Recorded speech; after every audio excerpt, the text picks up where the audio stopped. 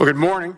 I'd like to call the Subcommittee on Digital Commerce and Consumer Protection to order. And the chair now recognizes himself for 5 minutes for an opening statement. Again, good morning and welcome to the first hearing of the 115th Congress for the Digital Commerce and Consumer Protection Subcommittee. It is a pleasure to be here with you all today. Before we get started, I want to thank Chairman Burgess and Vice Chairman Lance for all the hard work they did in the last Congress here on the subcommittee. I also want to recognize the new Vice Chairman of the subcommittee, the gentleman from Mississippi, and glad to have you on board. I also look forward to working to advance an innovation agenda that creates jobs and puts consumers first. And I also want to recognize the gentle lady from Illinois, our ranking member. I appreciate we're going to be working with her this Congress. I also look forward to working in a bipartisan fashion to grow the economy and protect consumers. Finally, as chairman, I look forward to working with all the members of the subcommittee to continue exploring areas in the emerging digital economy that are creating new opportunities for economic growth, job creation, and consumer empowerment in America. I recently had an opportunity to visit the auto show here in Washington, D.C. The showroom floors were filled with vehicles equipped with innovative features and newly designed systems that promise to enhance the safety, mobility, and convenience of our drivers' experiences. I was also greatly impressed with the creativity and ingenuity of the auto industry to build the vehicles that we could only dream about just a short time ago. The technological advancements in this sector are nothing short of amazing. Today, this subcommittee will continue its focus on self-driving vehicles and their potential to completely transform our transportation system. We'll hear about what testing is happening, what testing needs to happen, and what the time frame is for that deployment. In 2015, there were over 35,000 lives tragically lost on our nation's highways. Over 1,000 of these fatalities were in my home state of Ohio. Based on early estimates, traffic fatalities in 2016 are even going to be higher. Unfortunately, we also know that human error accounts for over 90% of all the traffic accidents. These are startling statistics. However, the emergence of automated vehicle technology and growing investments into fully self-driving vehicles promises to significantly reduce lives lost on our roads by decreasing traffic accidents, making our roadways safer for all users. As the auto industry works to make self-driving vehicles a reality, adequately testing these vehicles will be critical to refining their systems for commercial deployment and gaining consumer confidence that are safe. Today, conventional vehicles undergo a range of tests in laboratories or proving grounds and on public roads before they are sold to consumers. In each of these settings, vehicle engineers and professional test drivers go through detailed assessments and inspections of vehicles to ensure compliance with crashworthiness and crash avoidance standards and to verify a vehicle's overall structural integrity. Cars are put through thousands, sometimes hundreds of thousands of miles of testing to ensure that once the vehicle is on a dealer's lot, it is safe for consumers and their families. Unlike conventional vehicles, fully self-driving vehicles are intended to operate without the input or control of human drivers. No longer will manufacturers be able to rely on drivers to take corrective action in the event of an unexpected system failure or an unplanned roadway activity. Flexible and unregimented testing will be essential to certifying the safety and reliability of the technology empowering self-driving vehicles. As we discuss the testing of self-driving vehicles today and steps to commercial deployment, I look forward to learning from the witnesses about how automakers and other entities are testing these technologies and plans for future deployment. I also look forward to hearing about how the existing testing environment can be improved to facilitate the innovation and development of potentially life-saving automated vehicle technology in this country. Ohio's Transportation Research Center recently announced a significant investment into its Smart Mobility Advanced Research and Test Center in East Liberty, Ohio, to allow for the testing of self-driving vehicles across thousands of acres of road courses. We need to understand how to ensure more states take positive steps to move testing forward and to ensure that testing doesn't become a roadblock to innovation. Robust vehicle testing is essential to the successful and safe deployment of self-driving vehicles. Testing will not only provide automakers and other entities with the data they need to make these vehicles as safe as possible, but it will help build consumer confidence in this technology, which is central to realizing the future benefits of self-driving vehicles. I thank the witnesses for taking the time to be with us today, and I look forward to a thoughtful and engaging discussion. And at this time, I have about a minute left. And is there anyone on our side that would like to claim the minute? The chair recognizes the vice chairman. Thank you, Chairman Latta, for calling this hearing today to build on the subcommittee's previous efforts to examine and better understand the world of self-driving cars. As many of you have noted today, the developments and innovation in self-driving cars has the potential to provide countless improvements to our transportation system and invaluable safety enhancements that could save thousands of lives every year. Of particular interest to me is the potential benefits and new opportunities that self-driving cars would provide to Americans with disabilities, including those with intellectual disabilities who are unable to obtain driver's licenses and must rely on friends and relatives and sometimes uncertain modes of public transportation in order to get about their daily lives, including running errands or just getting to a job. In the disability world, lack of transportation is widely viewed as a top impediment to success and advancement in society. Self-driving cars could offer the disability community a really tremendous opportunity. We're looking forward to hearing more about this. With that, I yield back. The gentleman yields back, and the chair now recognizes the gentlelady from Illinois, the ranking member of the subcommittee, for 5 minutes for an opening statement. Thank you so much.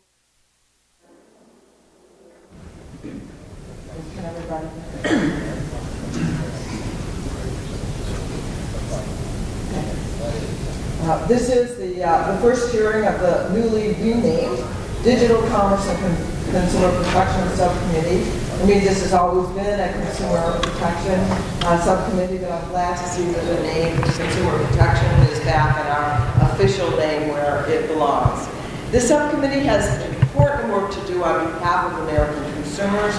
We are kicking off the Congress with a hearing on auto safety, which comes as the number of traffic deaths nationwide is increasing. In consumer product safety, we need to boost recall effectiveness and prevent safety issues before products are sold.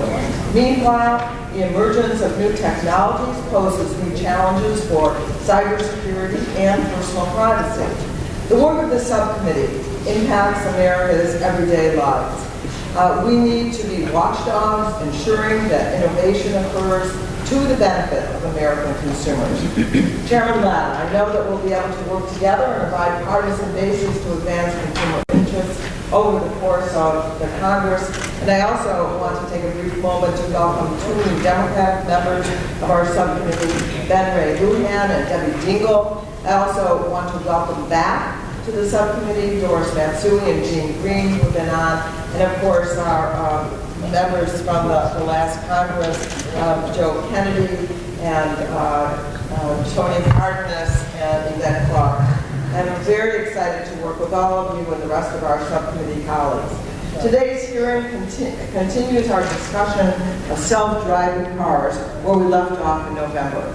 Self-driving cars have the potential to greatly reduce the number of accidents caused by human error. However, we need adequate testing and oversight to ensure that human error is not replaced with vehicle error.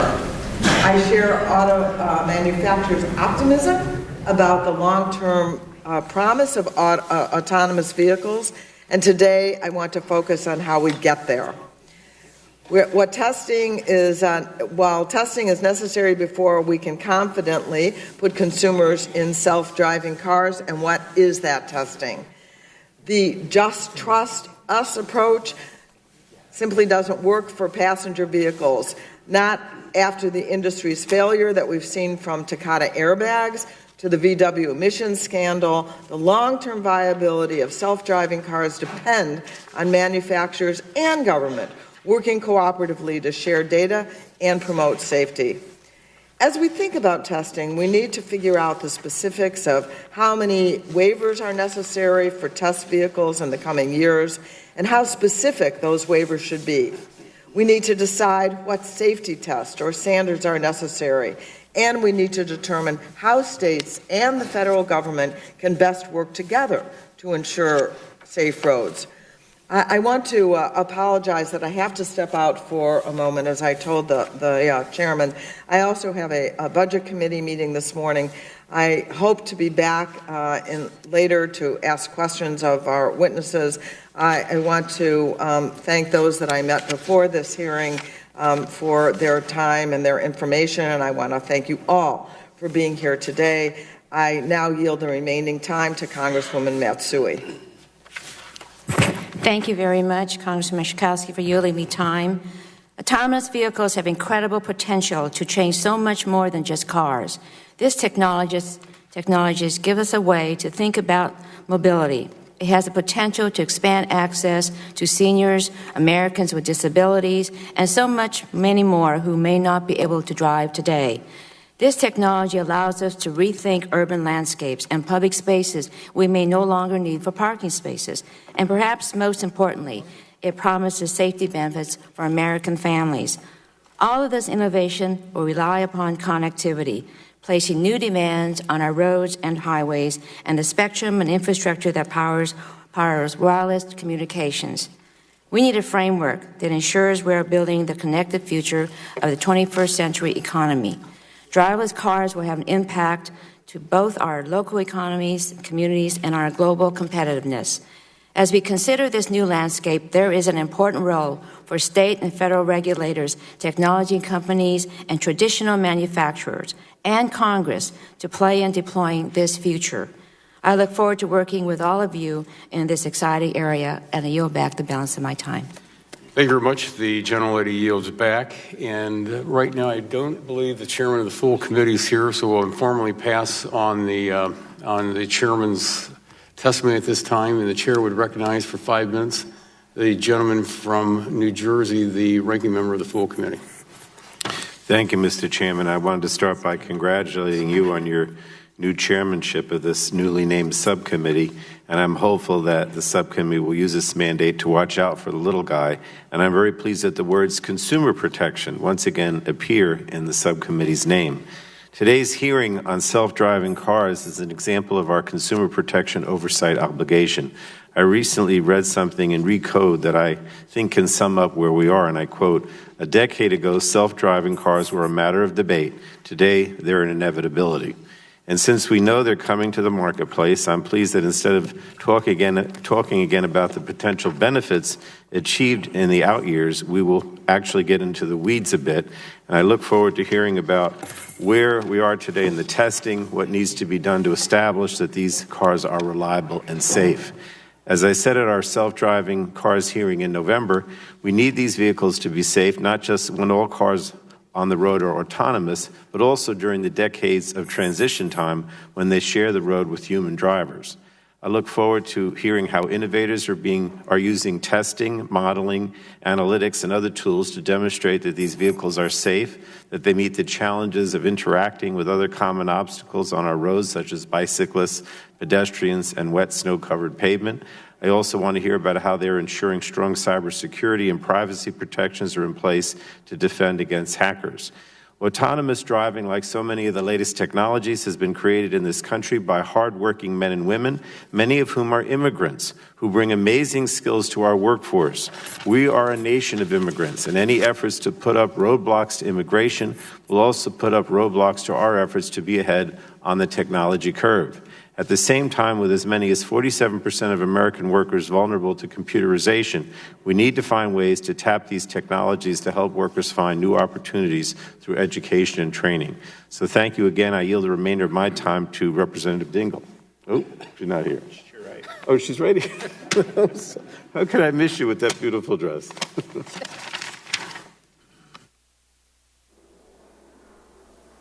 Okay. I'm just going to talk loud. No one's ever said I didn't have a big mouth. Thank you for yielding, Ranking Member Pallone. There's never been a more exciting time to be in the auto industry, and Mr. Chairman, it's an honor to be a member of this committee, too. The Midwest is here. Sorry. Hey, you know, it's technology. Yeah, the digital commerce. We're trying to stay at the forefront of innovation technology. There's never been a more exciting time to be in the auto industry. Automated vehicles are not just something you read about in a science fiction novel. In reality, they're already here and helping transform mobility and the transportation of people and goods. Transportation is no longer the accurate word. Mobility is. In 2015, 35,092 people died on the road in this country. This would be a public health epidemic if it was in any other industry. Automated vehicles will help us save lives, as many of my previous colleagues have noted, that since 94% of accidents are attributable to human error. It's also an issue of international competitiveness. Automated vehicles will be developed globally, whether we like it or not. I think it's critical that America be at the forefront of innovation and technology by taking the lead in developing these potentially life-saving advances, or we'll lose our competitive edge in this critical space. My home state of Michigan is leading the way in this area. I am proud that the American Center for Mobility at Willow Run is in the 12th District and will focus on testing, verification, and self-certification of automated vehicles, and was just designated as an automated vehicle proving ground by DOT. Michigan, in a very bipartisan way, my colleague Mr. Upton and the governor and others are dedicating considerable resources to automated vehicles, and I'm committed to helping it and the United States remain leaders in this vital area. That being said, safety, including cybersecurity, has to be our top priority here. Nobody wants to let unsafe technologies on the road, but we also don't want to prevent vehicles that improve safety from reaching consumers either. I'm looking forward to working with the committee and stakeholders to strike the right balance between supporting innovation and making sure that consumers are safe. I yield back the balance of my time. The gentlelady yields back, and as I mentioned, when the chairman of the full committee arrives, he'll be afforded the opportunity to give his opening statement. We now conclude with the members' opening statements. The chair would like to remind members that pursuant to the committee rules, all members' opening statements will be made part of the record. We want to thank all of our witnesses for being with us today and taking the time to testify before the subcommittee. Today's witnesses will have the opportunity to give opening statements, followed by a round of questions from the members.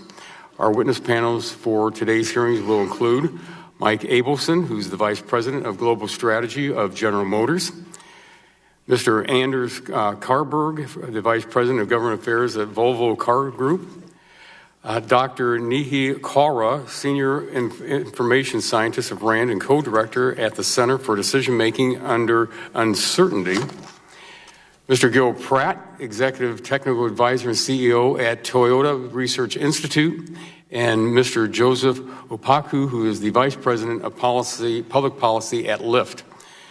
We appreciate you all being here today, and when we begin the round of questions, we'll start with Mr. Abelson, and you will be recognized for 5 minutes, and we appreciate again for you being with us today. Thank you, Mr. Chairman. Good morning. My name is Mike Abelson. I'm the Vice President of Global Mobility Strategy for General Motors. I want to thank Chairman Latta, Ranking Member Schakowsky, Chairman Walden, and Ranking Member Pallone, subcommittee members for inviting me to tell you more about General Motors' vision for the coming transformation in mobility and the opportunities that self-driving vehicles hold for the future safety of the American public. If I could, though, I'd first like to relate a very personal story that has struck very close to the heart of myself and my General Motors colleagues. This last September, one of our colleagues, Steve Kiefer, suffered an incredible tragedy. His son was returning to college after spending a weekend at home when he was struck and killed by a distracted driver. Watching Steve and his family go through this terrible, avoidable loss has just increased the determination of all those that know Steve to make this technology available as soon as it's ready so that we can avoid these losses in the future. But unfortunately, Steve is not alone. 10% of vehicle fatalities and 18% of injuries and crashes are due to distracted driving. More than 30% of fatalities involve a drunk driver, and 28% of fatalities are speed-related. Vehicle crashes continue to be the leading cause of death for children and adults ages 4 to 34. With 94% of fatal crashes caused by human behavior, there is tremendous potential to do much better. Self-driving cars won't drive while impaired by drugs or alcohol. They won't be distracted by a cell phone. They won't drive drowsy or recklessly, and their speed will always be appropriate to the conditions at hand. For years, automakers have committed our resources to protecting passengers when crashes do happen. Today, through the continuing development of this technology, we have the opportunity to avoid crashes altogether. Not only are we committed to building safe and reliable self-driving vehicles, we also believe that self-driving vehicles will provide tremendous benefits to society in terms of convenience and quality of life. Such vehicles will provide unprecedented access to transportation to those who need it most, like people with disabilities, those in underserved neighborhoods with limited access to public transportation, and the elderly. General Motors is incredibly optimistic about the future of mobility. Automakers are faced with a tremendous opportunity to create a new model for personal transportation that changes the way society thinks about the automobile, and we are rising to the challenge. In June of last year, GM began testing self-driving Chevrolet Bolt EVs on public roads in Scottsdale, Arizona, the very challenging urban center of San Francisco, and in December we announced that we would begin testing in Metro Detroit. We have more than 50 self-driving vehicles testing in these 3 cities today, with more planned in the near future. We also announced that GM will produce the next generation of our self-driving test vehicles at our Orion assembly plant in Michigan. The vehicles produced at Orion will allow us to accelerate the testing and validation of this exciting new safety technology. Expansion of our real-world self-driving vehicle testing program will allow us to deploy self-driving vehicles within carefully defined parameters and boundaries through controlled ride-sharing projects. The safety of our customers is our driving principle. Developing self-driving technology to uphold this standard is our top priority. Our test vehicles currently have a person behind the wheel to monitor and evaluate performance. The safety data gathered by these test vehicles will provide statistically significant data to prove that our vehicles are ready to operate without a human driver. Current federal motor vehicle safety standards have served the motoring public well for years. However, as technology has evolved, standards, which take years to develop, have lagged behind. Current FMVSS do not contemplate vehicles without human drivers. Without changes to those regulations, it may be years before the promise of today's technology can be realized, and in the meantime, thousands of deaths could have been prevented.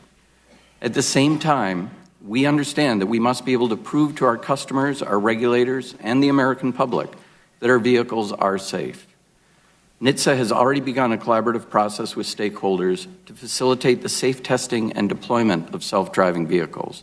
While important regulatory work continues, it is imperative that manufacturers have the ability to test these vehicles in greater numbers to gather the safety data that will be critical to inform large-scale deployment of life-saving self-driving vehicles. One good way to accomplish this goal is to grant the Secretary of Transportation authority to grant specific exemptions for highly automated vehicle development. This authority would be similar to authority currently provided under existing law. During this hearing alone, another 8 people will have died on U.S. roads. 8 more families that have to experience the painful loss that our colleague and friend Steve did. This is far too great of a cost to our nation and our citizens, and we are within reach of a solution. We look forward to working with the committee to help create the right policy framework to bring this life-saving technology to our roads as quickly and as safely as possible. While we have more to learn, our self-driving Bolt EVs are getting smarter and better each week, and we are anxious for the public to be able to experience the technology firsthand. But let me be very clear. Our priority is and always will be the safety of our passengers and fellow road users. Thank you for your time today, and I look forward to answering any questions that the members of the committee might have. Thank you very much, Mr. Abelson, for your testimony, and the chair now recognizes for 5 minutes Mr. Karrberg. Thank you. Chairman Latta, Congresswoman Gill, members of the subcommittee. My name is Anders Karrberg, and I'm Vice President of Government Affairs at Volvo Cars. Volvo came to the U.S. in 1955, and last year we sold 81,000 cars here. Together with our dealers, we employ about 10,000 people with 300 direct employees in New Jersey. Next year, we will open our first American factory in South Carolina. This will add up to 4,000 jobs during the years thereafter. Our factory will be the first all-new American car factory in 10 years. Safety is a founding principle for Volvo cars. We invented the three-point safety belt. We waived the patent so that safety belts could save millions of lives. Our vision is that no one should be killed or seriously injured in a new Volvo by 2020. Therefore, we are very, very excited about the benefits of self-driving cars will bring. Roads will be safer. It's been said many times, but cannot be overstated. Over 94% of all crashes are due to human error. Self-driving cars will be important to reduce crashes. Also, self-driving cars will free up idle time for the driver to do something more productive while being in the car. Our vision is to every year give back 1 week of quality time to Volvo commuters by 2025. However, going forward, there are some very important preconditions. Technology must be safe. Consumers must trust it. And the proper national framework must be in place. These preconditions are fundamental when we bring this technology to market. The first self-driving Volvo will be an XC90 SUV. It will be offered to customers in selected cities in the US, Europe, and China in 2021. The cars will be capable to operate unsupervised, SAE Level 4, during normal traffic conditions on designated commuter roads only. Our approach is not to provide unsupervised driving anywhere, anytime. Instead, we start with less complicated conditions where consumer benefits are the highest. Thereafter, step by step, we open up for more complex traffic as technology matures. When we develop these cars, we take a comprehensive approach. Groundwork engineering is based on our extensive experience from developing active safety and driver support systems. We design systems that are critical for safety with redundancies. We perform virtual testing based on data from historical crashes. We will start behavioral testing with up to 100 real customers on railroads this year in Sweden. We plan to extend those to London and China. And we cooperate with Uber on engineering the hardware. Our intention is to test ourselves also in the US, but the patchwork of state regulations is a concern. In just the last 2 months, at least 50 new bills have been introduced in 20 states. This started to become a problem already in 2015, when we publicly called for federal guidelines. Last year we got them, the Federal Automated Vehicle Policy, a very positive initiative, even if it needs several improvements. So what could Congress do? First, to accelerate traffic safety improvements, crash avoidance technologies should be rated in NCAP. The US is woefully behind, other major markets having already done this. Active safety systems are building blocks of self-driving cars. They take partial control when cars risk to crash and would help build consumer confidence in unsupervised driving.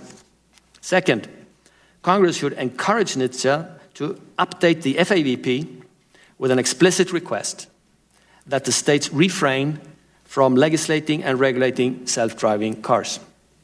Third, Congress should consider incentives for states to adopt the model state policy in the FAVP as is. A patchwork will delay making roads safer in America. It's also a competitive disadvantage. This is a race for jobs. I've discussed laws and regulations with politicians in the US, Europe, and China. 6 years ago, I put US in lead. Seeing the patchwork, I'm not so sure. Thank you for the opportunity to testify. I will take any questions later. Well, thank you very much for your testimony today, and the chair now recognizes for 5 minutes Dr. Kalra. Thank you. Thank you. Chairman Latta, Congresswoman Dingell, and distinguished members of the subcommittee, thank you for the opportunity to testify today on the safety and testing of autonomous vehicles. For those who may not know, RAND is a nonprofit, nonpartisan research institution committed to improving public policy through objective research and analysis. And in the interest of full disclosure, my spouse is the co-founder of a Silicon Valley startup working on autonomous vehicles, though his work has no bearing on my testimony or vice versa. Now, as you know, traffic crashes pose a public health crisis in the United States, and autonomous vehicles have the potential to mitigate this crisis. As a society, we want them to be as safe as possible, as quickly as possible. But they probably won't eliminate all crashes, and they may introduce new safety risks, particularly in the near term. So today I'd like to describe several challenges that stand in our way of realizing the safety benefits and mitigating the safety risks, and then I'll propose some solutions. The first challenge is that there isn't yet a practical way to prove that autonomous vehicles are safe before they're allowed on the road for consumer use. A second challenge is that there's no consensus about how safe they should be before they're allowed on the roads. So together, this means we neither know what test autonomous vehicles should have to take, nor what should constitute a passing grade. Now, resolving this is urgent because real-world driving experience is crucial for improving autonomous vehicle safety. But this presents a third risk. Learning in real-world settings presents risks to early adopters and other road users from which late adopters would benefit. It's like allowing teenage drivers on the road. They may not be safe drivers yet, but they need good driving experience to become safe drivers. And in the meantime, they pose risks to themselves and to others, which we try to limit with age restrictions and permit restrictions. We may need similar policies for autonomous vehicles in their teenage years. Now, there's a clear and essential role for sound policymaking, and I'll make 3 recommendations. I first recommend that we rapidly develop practical methods of testing their safety. These methods can be developed by industry, researchers and academics, federal regulators, but wherever they come from, they need to be vetted, validated rigorously, objectively, and independently. Now, it's not enough for testing methods to exist. Second, I recommend building them into a flexible, adaptive regulatory framework that specifies what level of safety performance autonomous vehicles need to meet before they're allowed on the roads. A lower threshold of safety might be okay for demonstration projects designed to improve their performance in controlled environments, but a higher threshold of safety might be warranted for widespread consumer use in uncontrolled environments. As with teenage drivers, the framework should balance the need for real-world driving experience with the need to protect the public from undue risk, and the framework should be revised as the technology evolves. Now, such a framework would likely fall under NHTSA's jurisdiction, but should be developed in collaboration with industry, state and local policymakers, and the public. Now, NHTSA has already released federal policies for autonomous vehicles, but these don't specify testing methods or performance requirements or develop such a framework. They're also not requirements but guidelines at this time. Now, a regulatory framework like the one I'm proposing will take time. And in the interim, I thirdly suggest that strategic pilot studies and data sharing can help. Pilot studies could start with real-world testing in controlled conditions, like operating vehicles in well-maintained areas in favorable climates, and then could be expanded as safety is demonstrated. Risks can also be lowered by designing and operating vehicles so that if a crash does occur, the risks are lowered. For example, by limiting vehicle speed or ensuring that all pilot study passengers buckle up. Now, as for data sharing, developers already use the experiences of a single vehicle in their fleet to improve the performance of the entire fleet. This could occur faster if experiences could be shared across the industry to improve the entire technology. Now, there's certainly non-trivial concerns about protecting trade secrets and also about ensuring that the right data is shared and that it's truly useful. But these concerns could be addressed, and they should be addressed so that they can be balanced with the need for safe autonomous driving. So to conclude, we can't predict what the future of this technology will be or what its impact will be on American transportation safety. But we can shape that trajectory with well-designed policies. So I want to thank you for the opportunity to testify today. Thank you for allowing me to appear before you, and I look forward to your questions. And thank you very much for your testimony today. And the chair now recognizes for 5 minutes Dr. Pratt. Chairman Lada, Congresswoman Dingell, and members of the subcommittee, thank you for the opportunity to appear before you today. My name is Gill Pratt. I'm the CEO of the Toyota Research Institute. Before working for Toyota, I was a program manager in the area of robotics at DARPA, which is the U.S. Defense Advanced Projects Agency. Now, TRI focuses on the development of artificial intelligence and related technologies. It was formed in January of 2016 with a 5-year, $1 billion commitment from Toyota.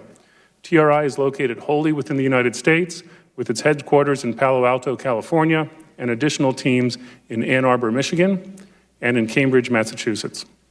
TRI is intensely focused on the development of autonomous vehicles.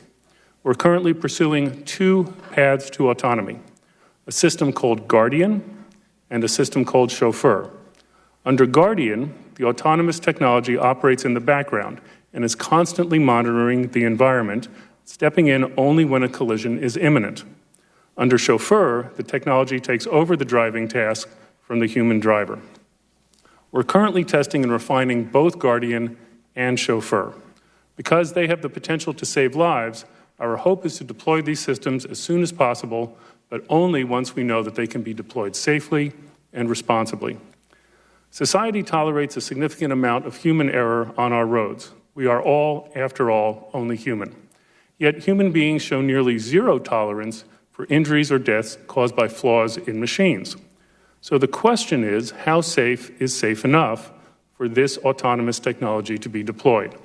As we sit here today, it is not clear how this measure will be devised or by whom. Before developers can complete testing of these systems and deploy the technology, policymakers, such as yourselves, will need to answer this foundational question. Policymakers must also keep in mind that testing is a necessary means to an end. The goal is to develop a vehicle that can save lives and improve the efficiency of our roads. We cannot reach that goal unless we are able to test our technology in real-world environments, including on public roads. Testing is what will allow us to determine when our technology achieves a sufficient level of performance and is ready for deployment. One of the most significant challenges that we face is the patchwork of policy initiatives at the state level. Many of the other witnesses have referred to the same thing. Under a patchwork of inconsistent state laws, autonomous vehicle technology may meet performance requirements in one state and not in another state. Such a situation will impede the ability of a developer to test the same system across multiple states, slowing the development and deployment of the technology. Policymakers should work to promote and advance a single national framework with appropriate safeguards. We believe that the federal automated vehicle policy that was released by NHTSA was an important step in cementing federal leadership in this area. However, we also believe that there are several areas that should be addressed before the policy is fully implemented. This includes clarifying in the FAVP itself that NHTSA does not intend for states to regulate vehicle performance, reconsidering the applicability of the safety assessment to the testing of autonomous prototype vehicles by traditional automakers, and reassessing the need to submit a new assessment for each significant update to a prototype. The reason for that last comment is that we develop these systems very quickly, and it will create tremendous red tape to have to submit that assessment every single time that a change is made. There has also been growing discussion of the need for data sharing. We support the goals of data sharing, but we also believe that there's a significant amount of work to be done to ensure that it does not create paradoxical incentives to avoid difficult test conditions, which would actually worsen safety, not improve safety. We look forward to working with other stakeholders to determine how to share data in the most practical and effective manner. Before closing, I would like to provide a couple of additional observations. First, with regard to testing, the truth is that millions of physical test-driven miles are necessary, but they are probably not sufficient to achieve the reliability that we need for autonomous vehicle technology, particularly if those test-driven miles are through easy or predictable routes. All testing miles are not created equal, and developers should be focused on testing scenarios where driving is challenging or even exceedingly difficult. We believe that with adequate evidence of validity, computer simulation of billions of test miles are needed to accelerate and expand the range of testing of these systems, and that these simulated miles, if they're valid, should be an acceptable equivalent to real-world testing. Finally, it's important that the federal government begin looking beyond testing to deployment of these systems. This includes updating the federal motor vehicle safety standards to address the handful of standards that are inconsistent with or incompatible with autonomous vehicle technology. I thank you very much for your time and look forward to working with you to advance this important technology. Most of all, I look forward to taking your questions. Thank you. Well, thanks very much and for your testimony today. And the chair now recognizes for 5 minutes Mr. Okpaku for 5 minutes. And thanks very much for being here today. Oh, thank you. Thank you, Chairman Lada. And thank you, Congresswoman Dingell and members of the subcommittee. My name is Joseph Okpaku, and I am the Vice President of Government Relations for Lyft. Thank you again for the opportunity to testify today on this very important topic. Lyft was the first company to establish peer-to-peer on-demand ride-sharing and currently is the fastest-growing ride-share company in the United States. Today, Lyft connects nearly 18 million people per month with efficient, affordable, and safe rides in over 250 communities across the country. Lyft was founded with the mission of improving lives by offering the world's best transportation, and in less than 5 years, we have proven to be a powerful driver of positive change with respect to economic empowerment, enhancing the efficiency of public transportation, and connecting communities that were previously underserved by prior transportation options. The proof is in the data. Since our launch in 2012, Lyft has worked to reduce traffic and congestion, increase mobility options, prevent DUIs, stimulate local economies, and provide economic opportunities to our drivers. And this is only the beginning.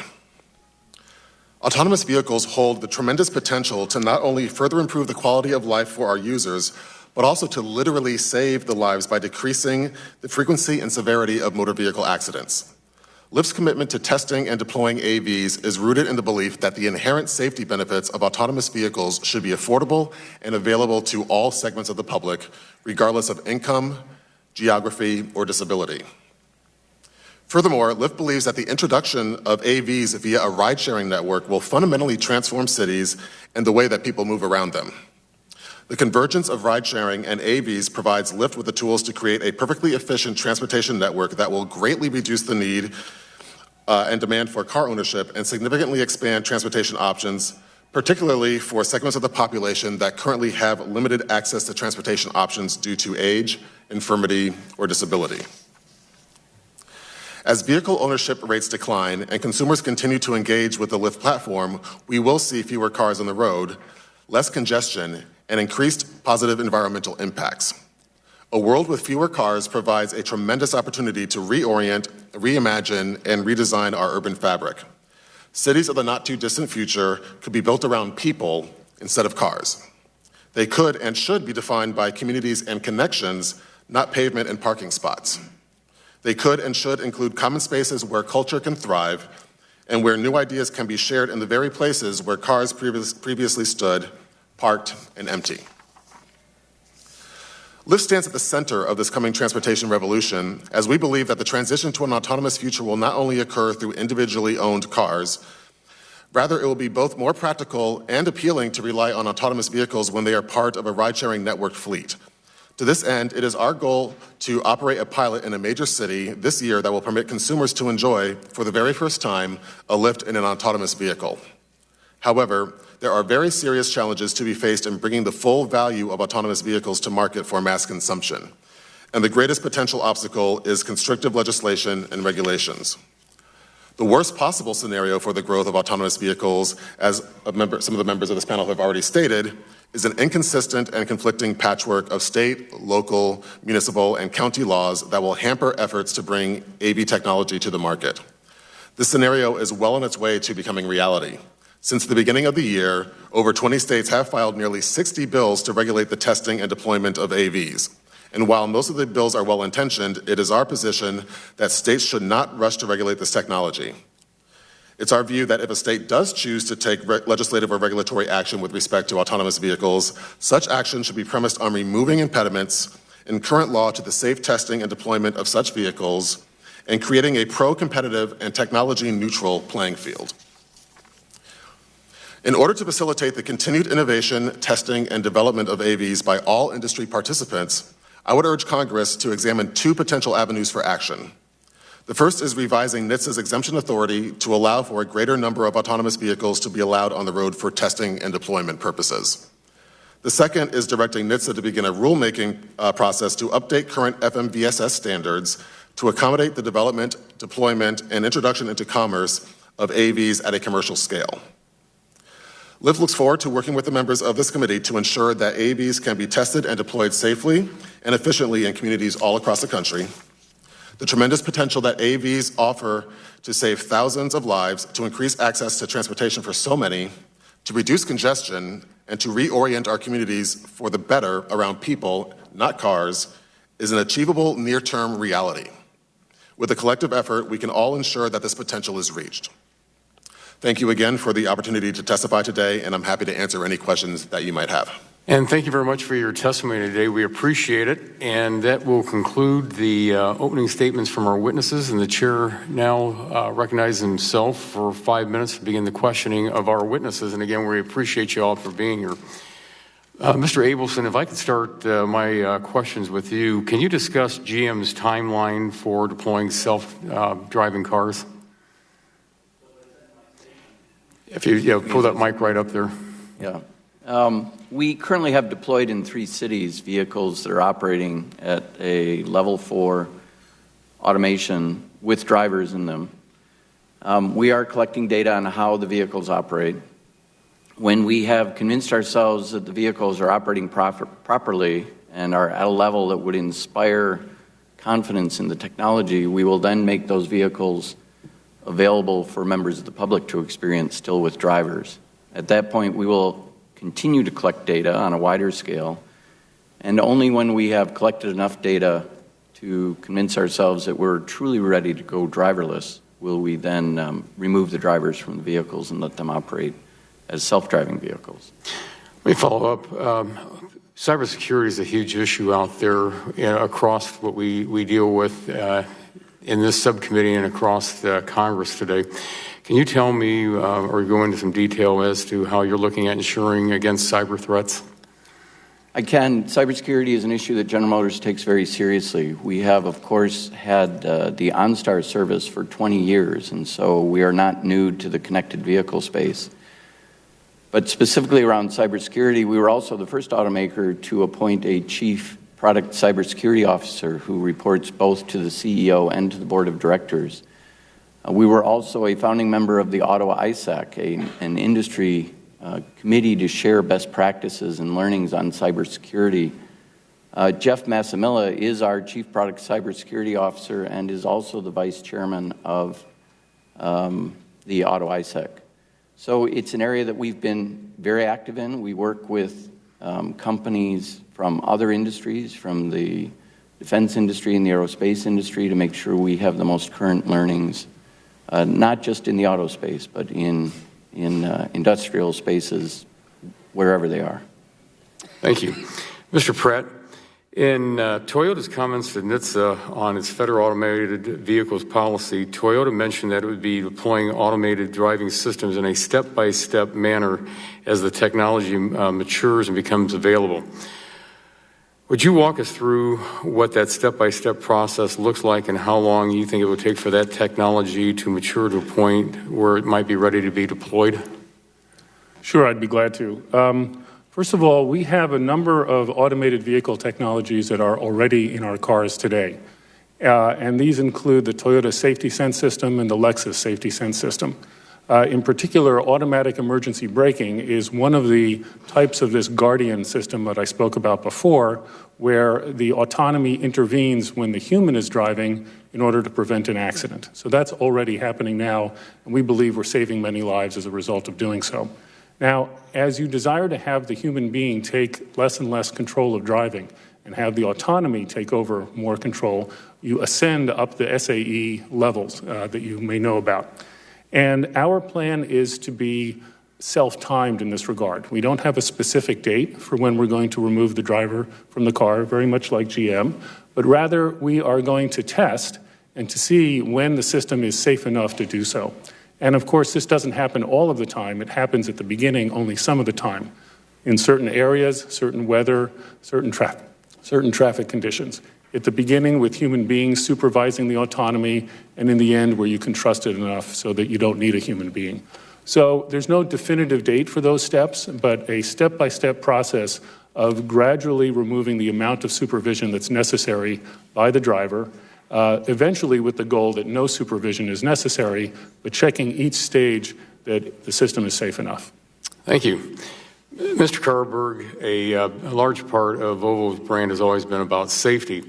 How does this impact what Volvo is doing before it puts a self-driving car on the street for testing and deployment? Yeah, safety is clearly a priority throughout the whole development process for these cars. So we're targeting 2021 for this. And in order to make the safety to come at the right point, we are doing a number of different approaches when it comes to engineering. First of all, we will engage fully in major part into computer simulations. So we have a database of about 40,000 traffic accidents that has happened in the past with Volvo cars. We will take those, we will combine them with data from the US, data from Germany, and so that will be about 50,000 traffic accidents, which we will put into the computer. And we will ask the computer, how can you avoid this accident when you have AD technology? So that is one input when we go forward. Moreover, you have to test this in public roads to learn about the behavior on how customers really interact with this. And so we will step by step introduce to these drivers more and more advanced technology. So we plan to be ready by 2021. Thank you very much. My time has expired. And the chair now recognizes the gentleman from New Jersey, the ranking member of the full committee, for 5 minutes. Thank you, Mr. Chairman. We've heard concern about the period before cars are fully autonomous when there's still a driver, but that driver doesn't need to be active all the time. And even if the driver is in front of a steering wheel and trying to pay attention, if the car is doing most of the work, we know it's hard for the driver to stay engaged. And some have suggested that we could see an uptick in accidents with vehicles that are relying on drivers to re-engage in a split second. So let me start with Mr. Karrberg.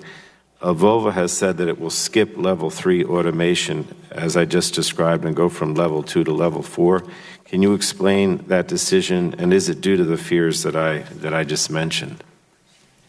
No, we pretty much agree with you. At level 3, the car is doing the driving, the car is doing the monitoring, but the driver is the fallback. So you could end up in situations where the driver has to take back the control, and that could happen within seconds. So we are concerned about the level 3 stage within SAE, and therefore we are targeting level 4 as the end game. Okay, thank you. And Dr. Kalra, did you want to comment on that? I agree. There is evidence to suggest that level 3 may show an increase in traffic crashes.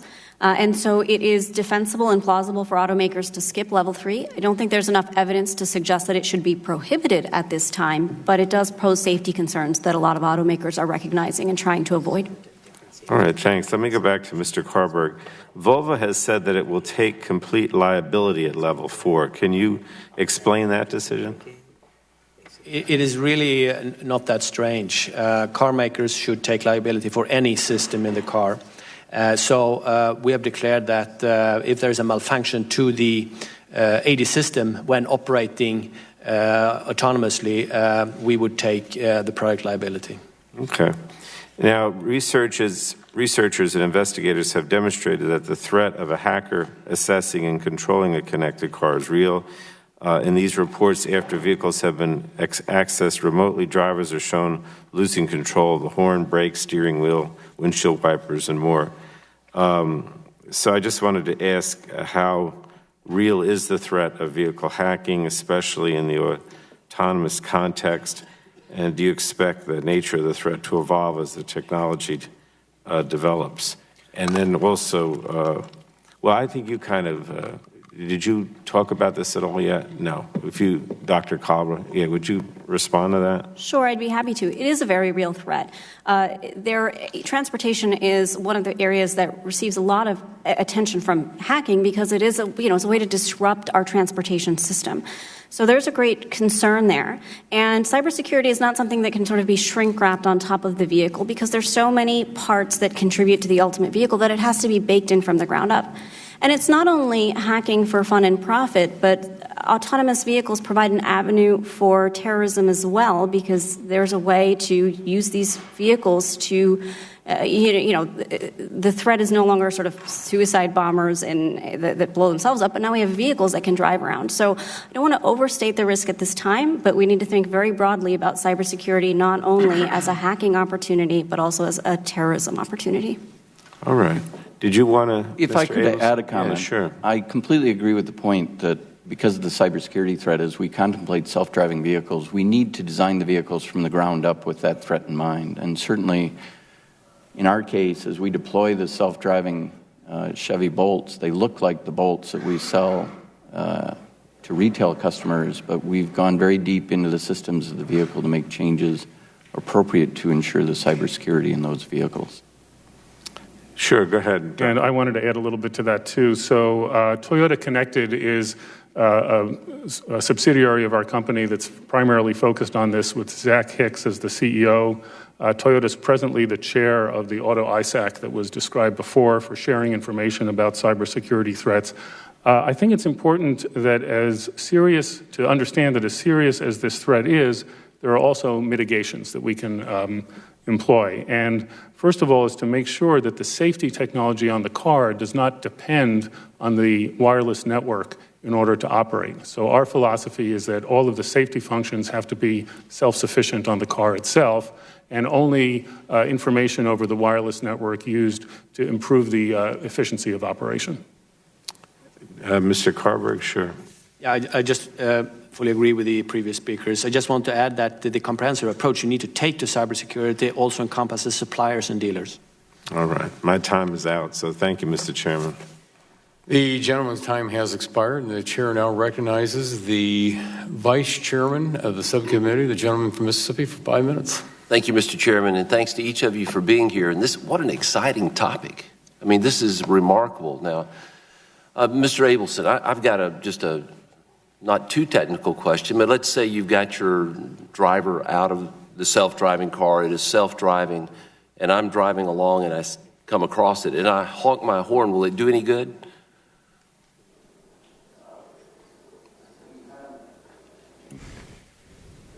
We haven't reached that point of deciding how and whether it would be appropriate for vehicles to react and in what way to honking a horn. So I'd have to go back and ask the technical folks on whether. Well, there's so many interesting scenarios. There are a lot of scenarios on what's going to happen and whether or not another car with a driver comes across a self-driving car without a driver in there, and they realize that it will freak some people out. So how that's going to be dealt with, it'll be part of the fun part of this process.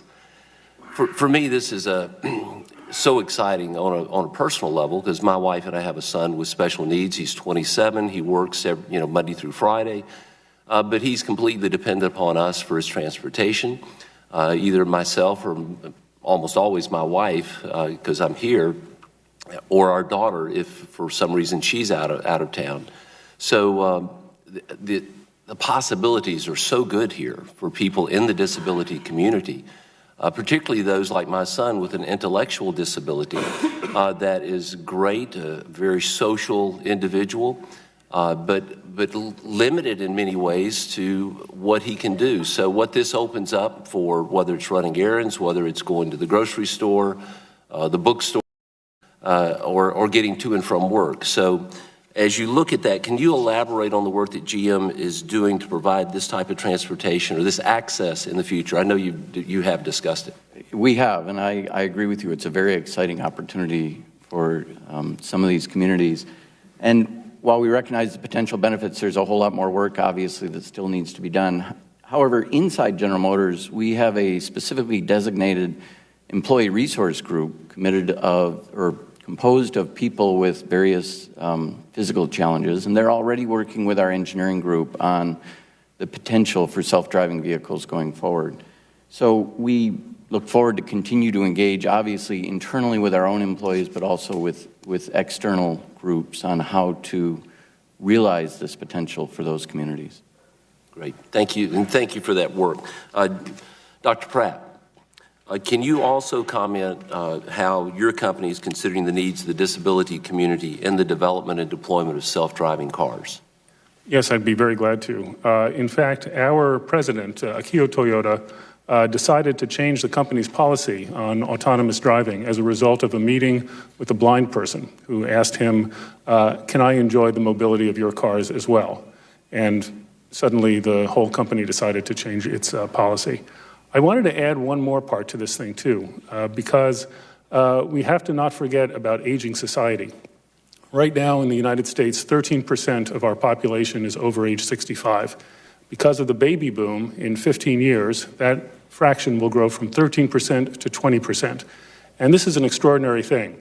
My sister and I had the experience of having to take away the car keys from my father because he was now too elderly to drive. That's something I don't think anybody should have to go through, both, of course, for my father and also for the parents' children. Our goal is to make that not have to happen in the future. That's great. Thank you very much. Mr. Karrberg, can you answer that question about what Volvo is doing for those with disabilities? We fully recognize the potential for self-driving cars to bring a happier life to disabled people and blind people and so on. Every Sunday I meet my father. He just turned 100 years, and he asks me every time, when can I have this car? But for Volvo, initially, we are targeting commuting, because that's where we think the biggest benefit for and interest from the consumers are. That's great. Mr. Okpaku, tell us about how this works from a ride-sharing perspective. Sure, and thank you for the question, Vice Chairman. One of the things that we've been really pleased to see with Lyft and with ride-sharing generally is the ability to provide options for the disabled community and for the elderly community. One of the initial challenges was, especially with the elderly community, was that not everyone had a smartphone or felt comfortable using a smartphone, but we've recently adapted that process so that you don't even have to have a smartphone to request a Lyft. So we've already seen and heard from a lot of the disabled community about how much ride-sharing has increased their quality of life, increased their mobility, same thing for the senior population. And in terms of the potential to have that same impact with autonomous vehicles, again, the role that ride-sharing plays is the ability to bring AVs to the market at a scale that would really address this issue in a broad and sweeping way. So Lyft and ride-sharing, we believe, do play a very specific role and a very important role in ensuring that AV technology can be deployed and used by those who most critically need it. Thank you each so much. It's an exciting moment, and we look forward to the development. I yield back. The gentleman yields back the balance of his time, and the chair now recognizes for 5 minutes the ranking member of the subcommittee, the gentlelady from Illinois. Let me try this. No. Okay. That's not working. So even though we're some time away, I think, for fully self-driving cars on the road, but manufacturers have developed some very exciting safety technologies right now, from blind spot detection to rear seat notification. And I want to focus for a few minutes on those discrete technologies. Last year, 39 children died from heat strokes in cars. These are tragic accidents, and I've heard devastating stories from parents who will absolutely never be able to forgive themselves. Last year, Representative Tim Ryan, Peter King, and I introduced Hot Cars, a bill to equip new vehicles with rear seat notification to warn drivers that a passenger may be left behind. So, Mr. Abelson, what is GM doing to prevent child heat deaths? As you said, these are tragic circumstances, and General Motors has moved aggressively. We've already announced that we're implementing on 2017 and 2018 models a rear seat reminder system that, through monitoring when a rear door is opened on the vehicle, then when the ignition is turned off at the end of the journey, chimes sound and a message is put up on the instrument cluster reminding the driver to check the rear seat. And we think this has been a very effective system to implement, and one that I say is already in production on many models. Thank you. Dr. Pratt and Mr. Karrberg, are your companies working on technologies to prevent child heat deaths? Mr. Thank you for raising this important issue. These are, of course, very tragic accidents. First of all, consumer education is very important in this field. However, what we have recently introduced as an optional in our cars is an in-vehicle motion sensor. It cannot sense heartbeats, but it can sense if an animal or if a child moves. It's a first step to this, and I would be happy to provide for the protocol later on exactly how efficient these technologies are to protect our children. Yeah, the problem, of course, is that often the baby is sleeping, and so there is no movement. Dr. Pratt? I run the research lab, so I don't know the particular details of the implementation, but I can speak to what we're doing research on. And so we are working on this issue, and in particular, we're working on systems that monitor the insides of the occupants in a car for any number of things. Even if a person is sleeping, it turns out that there is research technology, again, I don't know when it will be fielded, which can amplify the very small motions that happen as a result of heartbeat and changes in skin temperature as well. So there are ways that in the future we might do it. But I'd be glad to get you more information from the company in terms of when we're planning to field such things. We're going to reintroduce our legislation, and I'd really appreciate all the manufacturers to take a look at our bill that would first begin with a study and then move into regulation. Automatic emergency braking is another important safety technology. Dr. Pratt, in your testimony, you said that automatic emergency braking will be standard in almost every Toyota model sold this year. How soon will Toyota get to 100%? I'm not exactly sure. I believe that it's a very small minority of models, some of which are in very unusual sizes, so very large trucks and things like that. So I don't know the answer, but I'd be glad to get it to you. And Mr. Abelson and Mr. Karrberg, what are your company's timeline for automatic braking? So at General Motors, we agreed with the voluntary rollout that was proposed last year by NHTSA, and we're working aggressively to execute that. I don't know the exact date by when it's complete in our company, but I'd be happy to get back to our people and send you the details. Mr. Karrberg? We've had automatic emergency braking standard globally since 2013. And on our large platform, the new cars coming out there, it is a very advanced system that brakes for not only vehicles, pedestrians, but also cyclists and large animals day and night. Excellent. So I had a couple of other questions about various technologies, but I guess the point I really want to make is that obviously some of these are available in one manufacturer, not available in another manufacturer.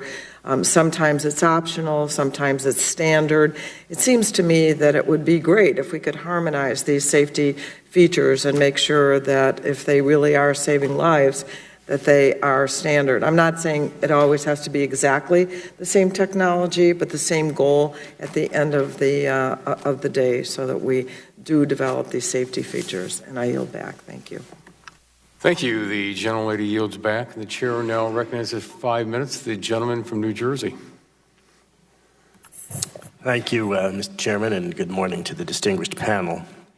Mr. Karrberg, once automated driving systems or fully self-driving automobiles are ready for use by the American people, how should manufacturers provide instructions and education to consumers about the proper use and limitations of these systems or vehicles? Yeah, that is clearly a priority, and that's why we start to introduce these vehicles, supervised levels, already this year to about 100 real customers on real roads to learn how they interact with the cars, what support they need in order to fully understand it, and we will design the cars accordingly. Would that require further testing of the public? Would I have to go back to the state of New Jersey and be tested further in this regard? We will do tests of how people behave in different areas. So we'll do tests in Sweden right now. We'll move on to, we plan to move on to London and China, and hopefully we'll do it in US as well, to learn how different types of drivers interact with the cars. Mr. Abelson, GM. I think it's a very important question, and I would say at General Motors, we intend to roll out autonomous vehicles first in ride-sharing fleets. We think one of the advantages... In ride-sharing, did you say? Ride-sharing, yes, similar to a Lyft fleet. We yes. think one of the advantages is that it gives the public the opportunity to experience the technology without having to necessarily buy and own an autonomous vehicle. It also gives you the opportunity then when you book the ride to provide the user the information they need on the autonomous vehicle operation. When do you estimate that this might be in use in GM's vehicles? So as I said, we're doing testing on public roads right now, but to be honest, the exact date is going to depend on how quickly the data can be gathered, and we have to prove, as I said to both ourselves and our regulators, that we're ready before we go driverless. To the distinguished panel, do you believe that these automobiles will be used on all of our roads, or will they first be used on limited access highways, the interstate highway system, for example, or other similar roads? Dr. Pratt. I'd be glad to take that. First, let me just add on to that last question with regard to driver education. I think education is absolutely key, and some of the issues are ones having to do with how much trust a driver puts in the system and learning not to either under-trust or over-trust the autonomy that's there. Whether or not it will need changes to the requirements for a license, we don't know yet. We'll still learn. But also keep in mind that we need to educate the public in terms of how they interact with these cars. Think of a pedestrian choosing to cross the road. What should they expect the autonomous vehicle is going to do? So we think that that's very important as well. I was taught driver ed in gym class in high school, but the year I was taught that is a national security secret. I'd like to address your question about... Yes, Mr. Abelson. I'm sorry. About will they expand to all roads? I believe over time, you will see them used on all roads. We're starting with the urban environments. Speeds are New Jersey is the most densely populated state in the nation, and obviously this is of interest to me representing New Jersey because of the congestion that exists in this most heavily densely populated state in the country. Yes, Dr. Pratt. So I grew up in Springfield, New Jersey, so I know that. It's in my congressional district. Darn glad to meet you. A wonderful place. I think that is very important. It is important, however, to realize that the ability of an autonomous car to go anywhere at any time, no matter what the weather or the traffic, is what we call level 5. And we, as an industry, believe it'll be some time before we get to level 5. Believe it or not, there are places in the world that are worse in terms of traffic congestion than New Jersey. And so I think that we'll hit New Jersey before we handle the whole world. But it is going to be in stages with the easier cases coming first. Well, thank you. And before I yield back in my time, I assume, Mr. Karrberg from Sweden, you did not grow up in my congressional district. I yield back 10 seconds, Mr. Chairman. The gentleman yields back the balance of his time, and the chair now recognizes for 5 minutes the gentlelady from Michigan. Thank you, Mr. Chairman. As I mentioned in my opening statement, it's critical to ensure that automated vehicles are truly safe before they're available to consumers, but we also need to ensure that there aren't any barriers that would prevent life-saving technologies from bringing benefits to society as a whole. And I want to be really clear here. We should never let an unsafe or unproven vehicle hit the road. So that our challenge as a Congress is how to strike the right balance between supporting innovation and making sure the consumers are safe. So I know all of my colleagues are asking all the questions on the other side, so I do want to just get the record here on some things.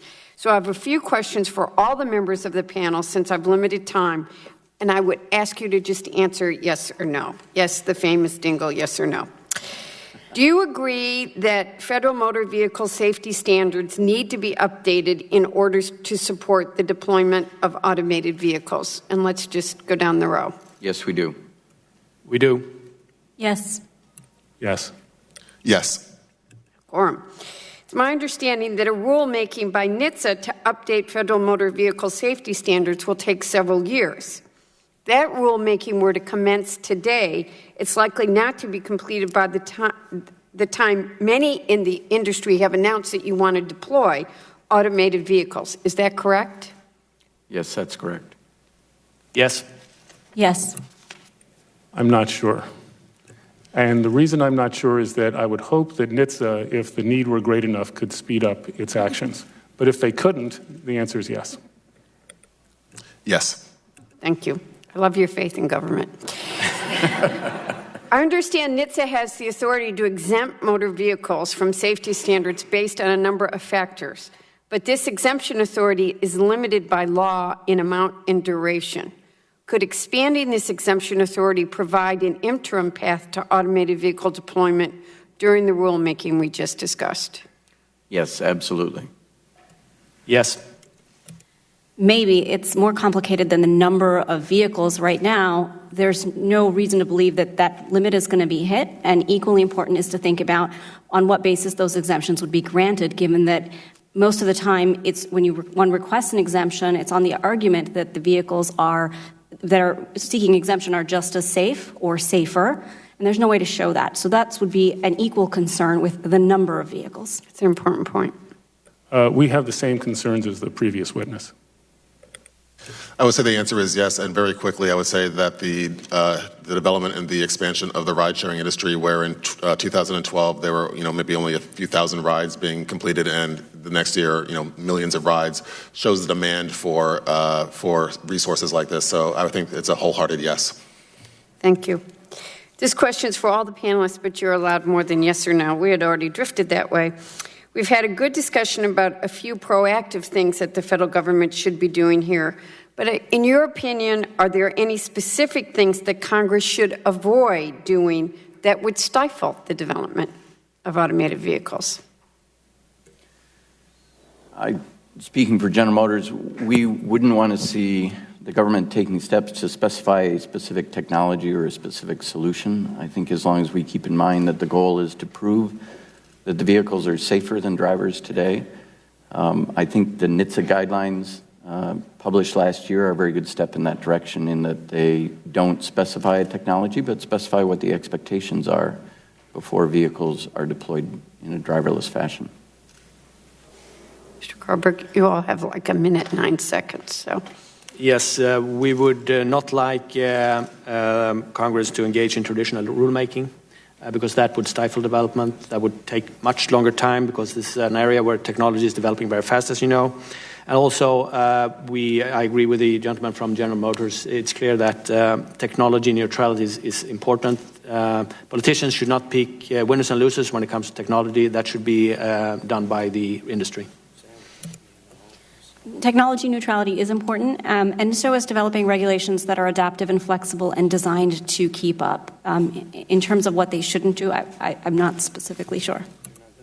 I would agree with all the witnesses before that an evidence-based approach is really the best one, where the government sets what the criteria are for performance, and that's done at the federal level, but does not dictate what the ways are to meet that particular level of performance.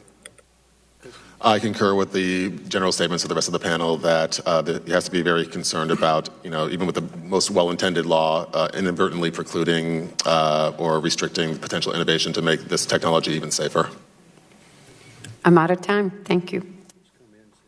The gentlelady's time has expired, and the chair now recognizes the gentleman from Kentucky for 5 minutes. Thank you, Mr. Chairman. Thank everyone for being here. It's very interesting to me. I've kind of followed the automobile industry. And I understand, I can conceptually figure all this out, even with driverless cars, if everything's standard conditions, everybody drives the speed limit, nobody blocks the left lane. But you got to wonder how it's going to work if you're going to turn left and you're out in the middle of the intersection there and the oncoming traffic uses up all the yellow.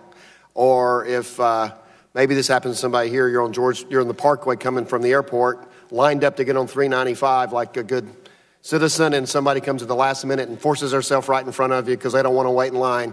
Nobody here does that, I'm sure. But the question is, I guess my question first, Mr. Abelson, does the car have to be perfect? Do self-driving cars have to be perfect to allow them on the highway? And how do we get to the point where they're safe enough that we allow them on the highway? So I think the point is there's no way to prove statistically that something's perfect. We have to agree on the metrics by which we're going to use to show that the vehicle is better than human drivers and it's therefore appropriate to start deploying without drivers. To your point, I think that's why this testing in real world is so important, because you'll see those real life conditions that we all deal with on a daily basis as human drivers, and we'll make sure that the vehicles can react appropriately. And Mr. Karrberg, if you'd like to comment on that, and particularly what is your view on what level of vehicles are safe? And for example, a level 3 car, what about level 3 cars? Yeah, first of all, I'd just like to comment on the traffic conditions you initially described here. That's not where we're going initially. Those are complicated traffic conditions. So we are targeting commuter roads in the beginning because that's where the consumer interest is, and that's where the technology will arrive in 2021. And sorry, your next question was? Just to comment on the level 3 cars, for example, what do you consider yes, safe? Exactly. No, as stated, at level 3, the car is driving, the car is doing the monitoring. However, the driver is still fallback. And the driver may have to be able to take back control in very short time. And that is far less safe than if you go to a level 4 car, where the level 4 car should be able to put the car into a safe mode, and unless the driver takes over the control, and should be able to predict the traffic so that can be done in a safe manner. So, Mr. Okpaku, I guess the nature of your business is picking people up and running them around town, so it really wouldn't be the commuter. I mean, I know people usually do on commuter highways, I get that, but I think what you're talking about, Mr. Karrberg, are people commuting into work every day and being able to do things not be distracted because the car is taking care of that issue. But your guys are picking people up at hotels and dropping them off at Capitol Hill. I mean, those are the kind of things. So how do you see this working with driverless cars in that kind of environment? Sure, and thank you for the question. So Lyft is looking at this from the viewpoint of the network. One of the things that we have the expertise in is how to manage literally thousands of cars that are all transporting different people around a particular city, and making sure that they're doing so in the most efficient manner. For example, is a car that is 2 blocks away from you but going away going to get to you quicker than a car that's 4 blocks away from you but headed your direction? Things of efficiency of that nature. So I think, number one, that's one of the areas of expertise that we can bring to the AV revolution, if you will, is making sure that it's operating in the most efficient manner, and that knowing how all the vehicles can interact with each other most efficiently and most safely to get passengers where they're going. And if you think about the reductions in traffic and the reductions in congestion, I think that a ride-sharing platform is going to be very instrumental in ensuring that those benefits are gained. Okay, thank you. And Dr. Pratt, my home state company, would you like to comment on Sure. How safe does it have to be safe? Well, this is a question that we're thinking about extremely deeply now. And we feel that there may need to be a safety factor multiplying human performance. In other words, if an autonomous car is only slightly better than the average human driver, that may not be good enough, because emotionally we can empathize with the human driver that has an accident because that could have happened to us. On the other hand, when a machine makes a mistake, our empathy is much less. We don't know what the safety factor has to be. And what we would like is to work collaboratively with government to try to figure out what that answer is. But we worry that it may not be one. It may be that the public will not accept, if let's say there are 35,000 fatalities a year because of human driving, would the public accept 34,999 because of a machine? And I think the answer might be no. And so we don't know what factor needs to be there. Okay, thank you. I had some more questions. I'm out of time. I yield back 7 seconds. Thank you. The gentleman yields back the balance of his time, and the chair now recognizes for 5 minutes the gentlelady from California. Thank you, Mr. Chairman. I want to switch a little bit here. Many of you expressed concern with the potential for a patchwork of different state standards for autonomous vehicles. As our state often is, California has been a leader in trying to develop a framework for safe testing and deployment of this technology. I do understand the need for laws and regulations to be flexible and do encourage innovation, and California's North Star is always innovation.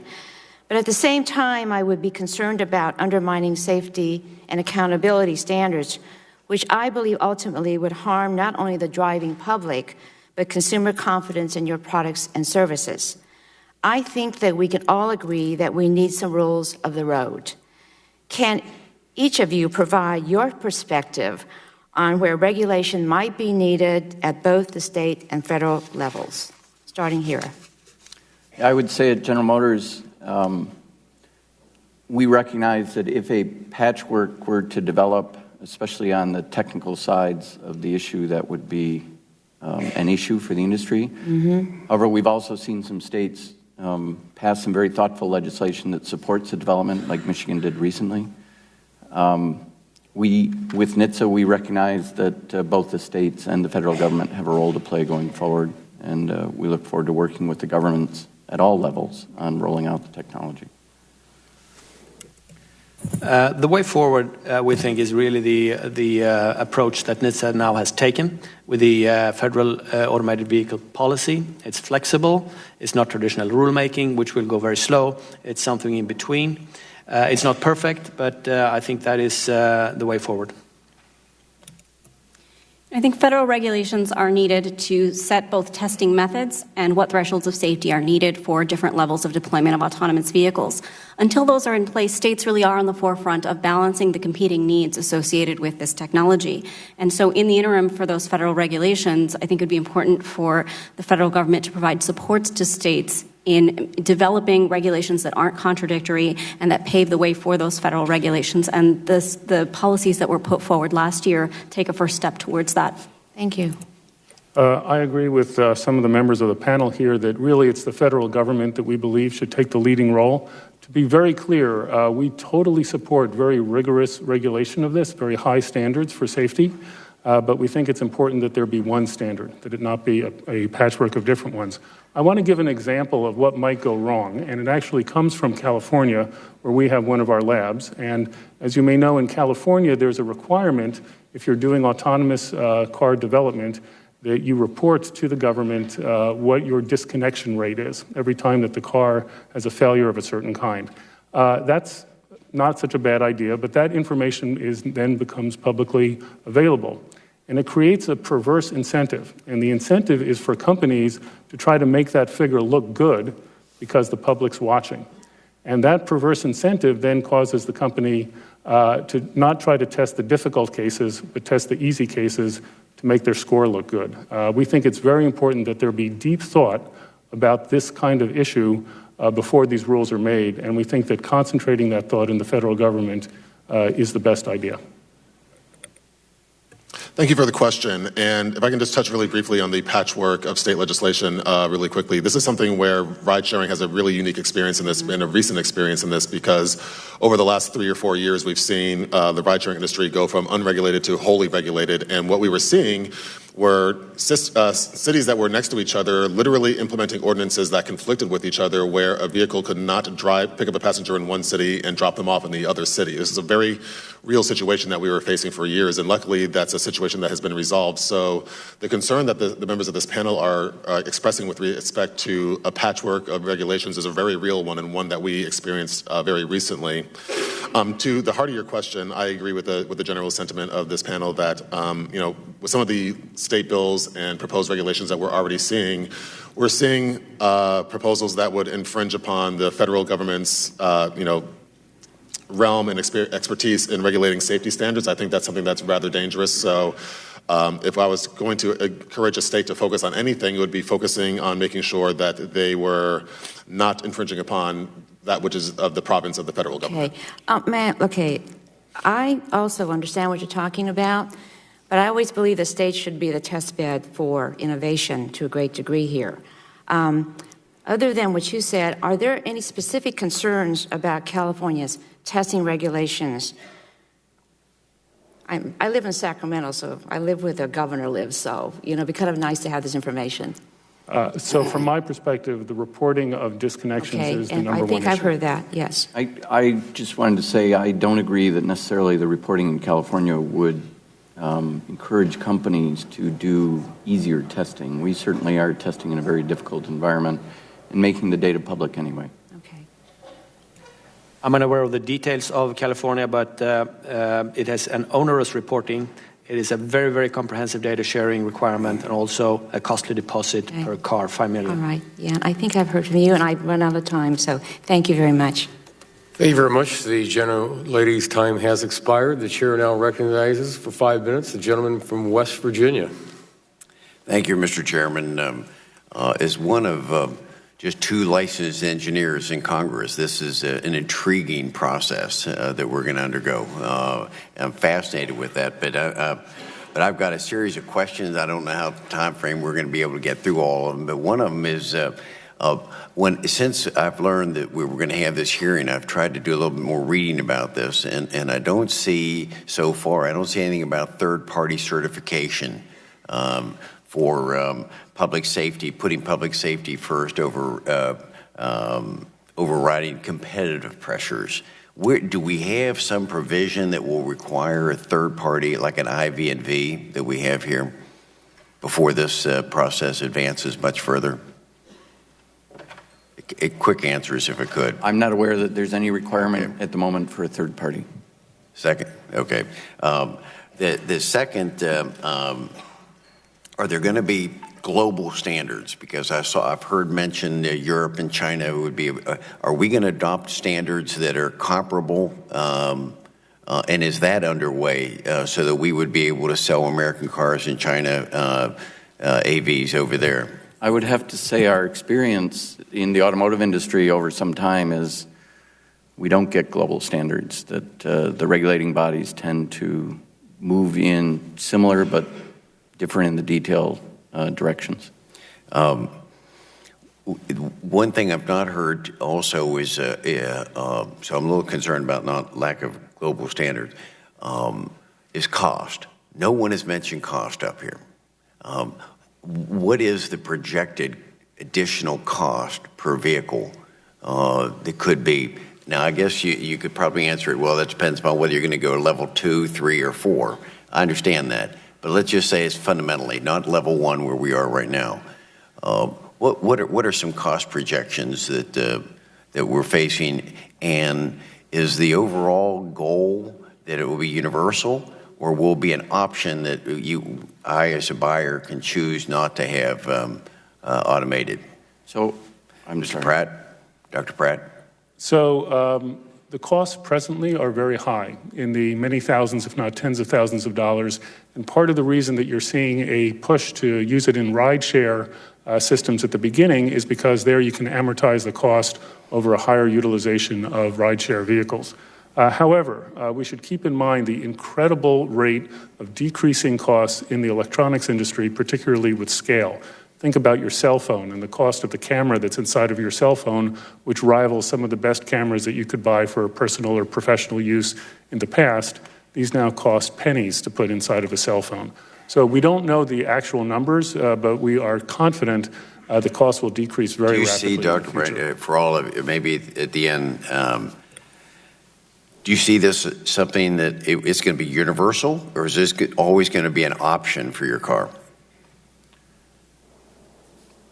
It will start as option, and eventually, 10, 15 years out, it will. Some functions will be standard. It'll be standard. Yeah. Okay. The last, because I heard some very interesting arguments, very heart-wrenching and the like. So is the automobile, through this autonomous process, will that put us into an entitlement program, or is this something that's a privilege to be able to have a car? If I may, that's one of the reasons why, again, Lyft is really intrigued about autonomous vehicle technology, because we believe that the only way to ensure that it can be equitably provided to all segments of the society is to have ride-sharing exist on a ride-sharing platform. So that is, that's Lyft's interest in this committee hearing today. I think you said that, I think maybe it was in your testimony, that everyone should have this available to them. Exactly. That sounds like an entitlement. Just my concern, of course, with that would be, I'm just in a very short time I have left. I'm just curious. Everyone's been talking from 30,000 feet. I don't understand. Is someone going to get in one of these cars? Let's just say they're going to level 4 or level 5, and they're going to program something in and take me to destination X, and that gets you there. You sit back and enjoy. Is that really? Yes, that's basically the goal.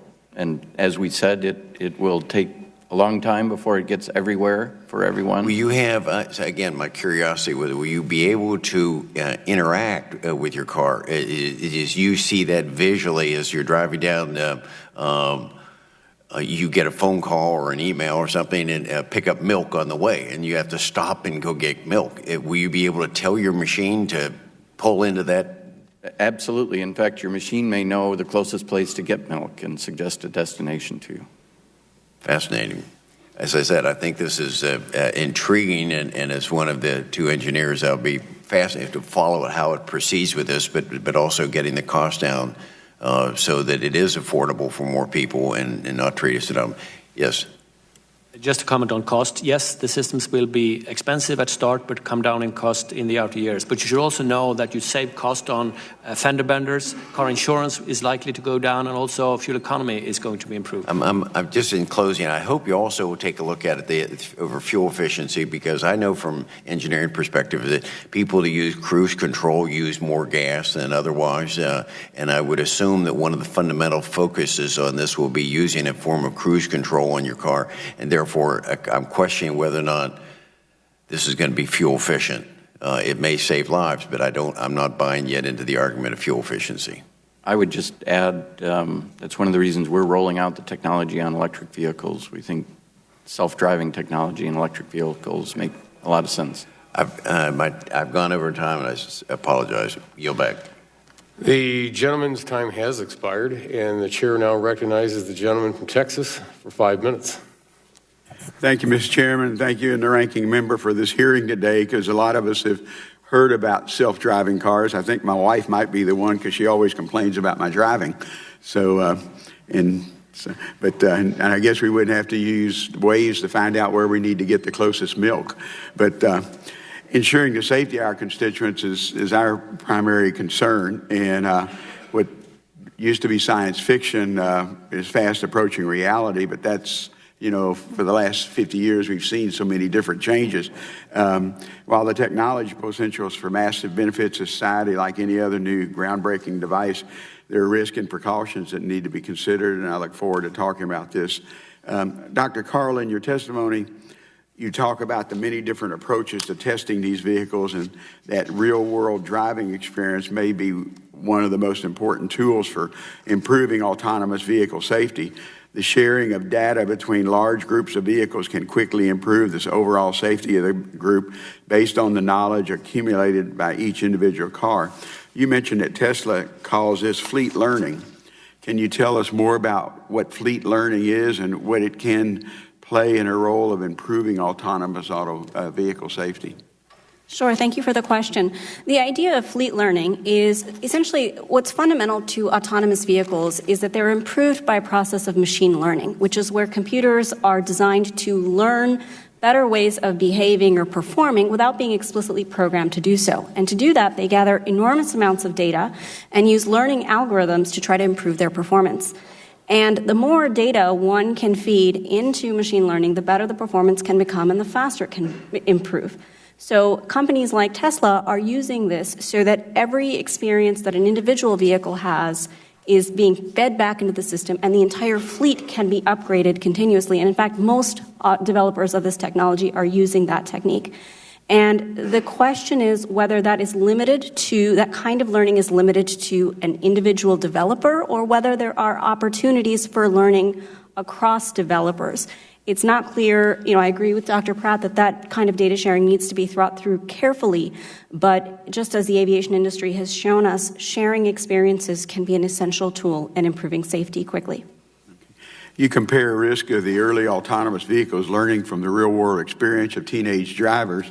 They may not be good drivers yet for the experience and practice they would develop into good drivers, although I would probably submit today that with our distracted driving, we could all be 15 or 16-year-olds trying to drive because we have so many options today for distracted. Restrictions on learners permits and minimum age drive requirements are instituted to mitigate the risk of teenage drivers, and you say similar requirements for early autonomous vehicles would be needing. What do you imagine some of the safety requirements or restrictions would look like when it comes to self-driving cars?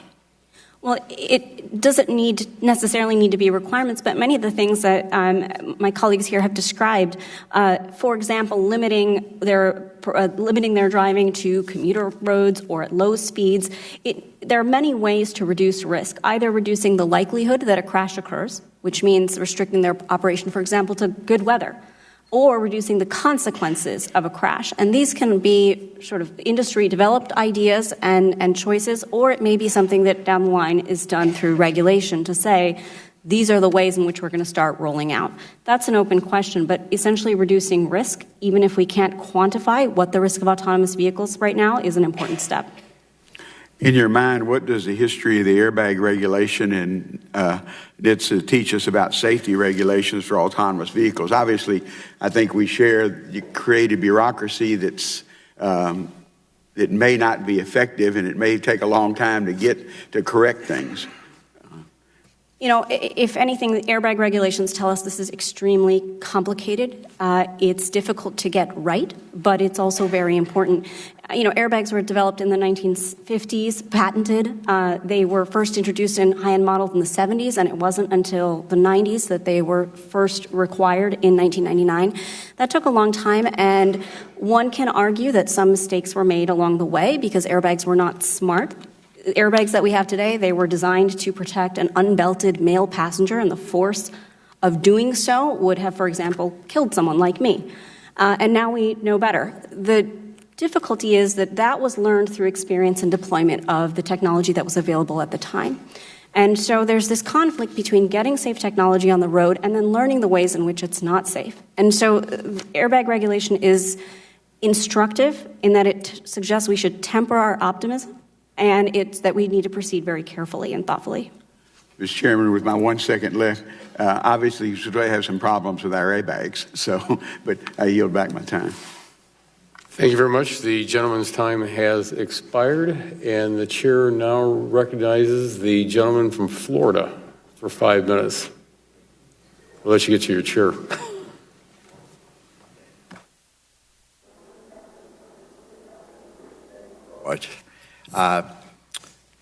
Mr. Pratt, we've heard a lot about vehicle-to-vehicle communication in previous hearings on this subject of autonomous vehicles.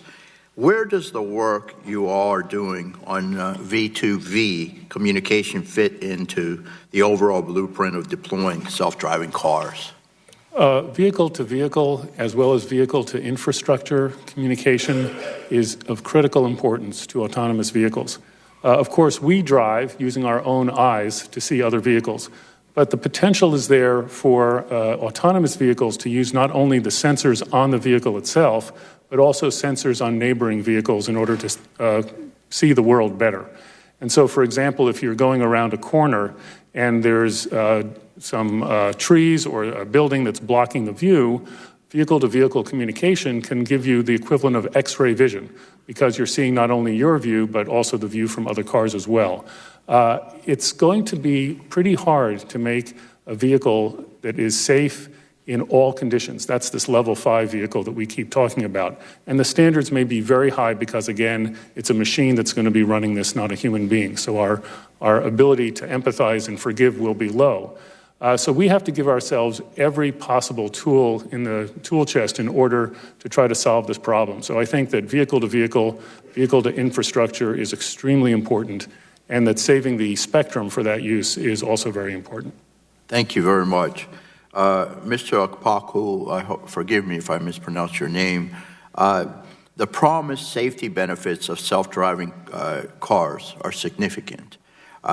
We've already talked about the potential benefits in the disability community, which could apply to the elderly community as well, especially in our community, and I represent the Tampa Bay area in the state of Florida. There are many veterans and elderly individuals that could benefit from this technology to get the things, well, maybe they want to get to their medical appointment. So I can see a lot of benefits there. In Lyft's view, what are some other societal and economic benefits we could expect to see from the deployment of self-driving cars? Thank you for the question.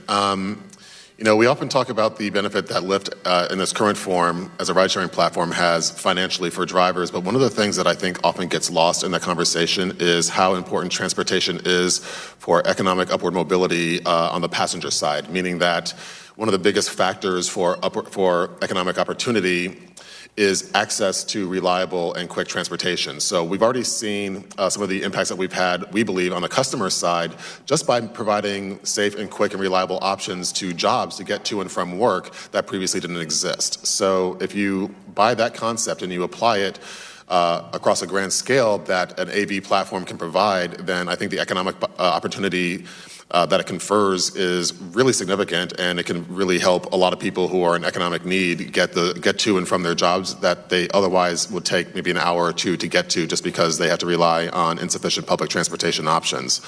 In addition, but I would also echo what you've already mentioned in terms of the ability for non-emergency medical transportation.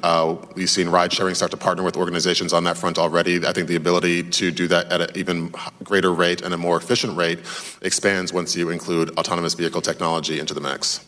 Very good. Thank you. Mr. Karrberg, it has been suggested that NHTSA's federal automated vehicle policy, while a welcome action and show federal leadership, it may contain guidance that has unintended consequences of delaying the development, testing, and deployment of self-driving cars in the United States. Can you comment on that and how ambiguous the ambiguities in the guidance document should be resolved? Yeah, there are a number of issues and questions regarding the FAVP. First of all, we commented well on the patchwork. The FAVP does not deter sufficiently from the patchwork. There are also requirements on reporting on hardware and software changes that you do during the course of the testing.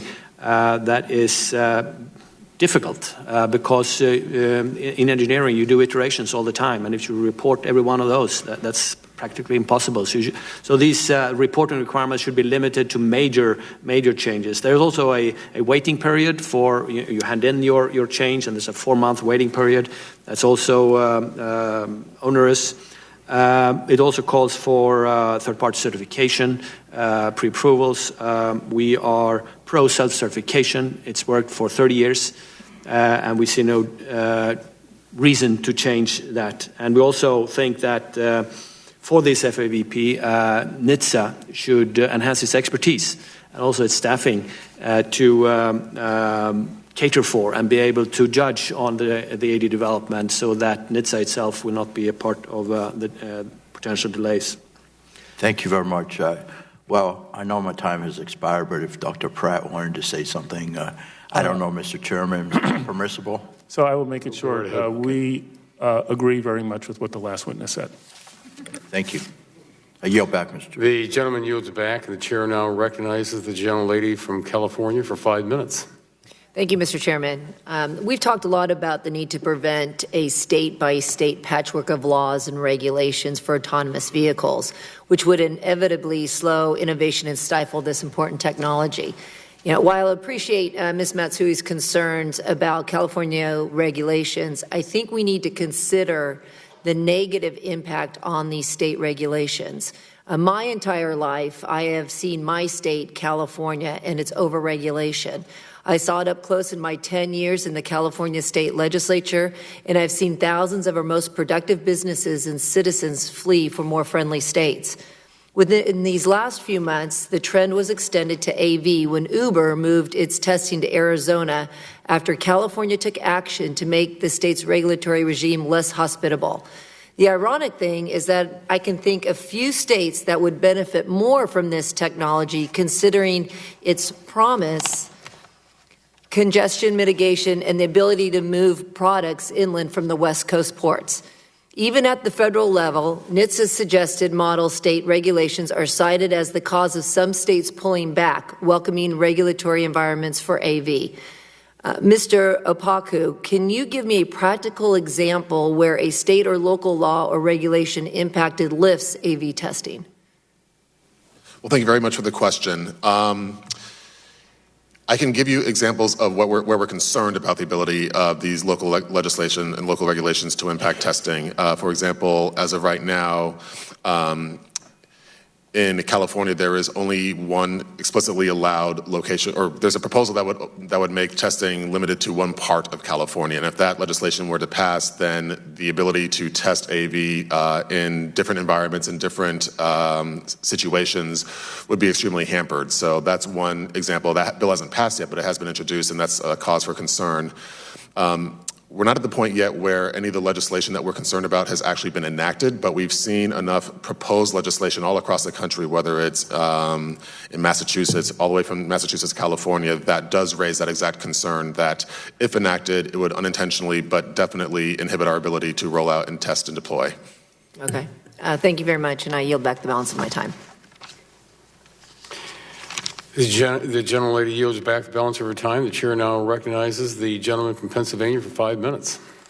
Thank you, Mr. Chairman, and thank you to all of you who've testified here. I've spent a fair amount of time reading up on this subject, and I must commend each of you because I feel that your testimony, which I have had the time to read through, really does lay out the issues that are in front of us as policymakers in a very thoughtful way, so that we can go about facilitating this technology with you to the public's benefit. And you, each of you, I think, lay out what the various public benefits that inure from this.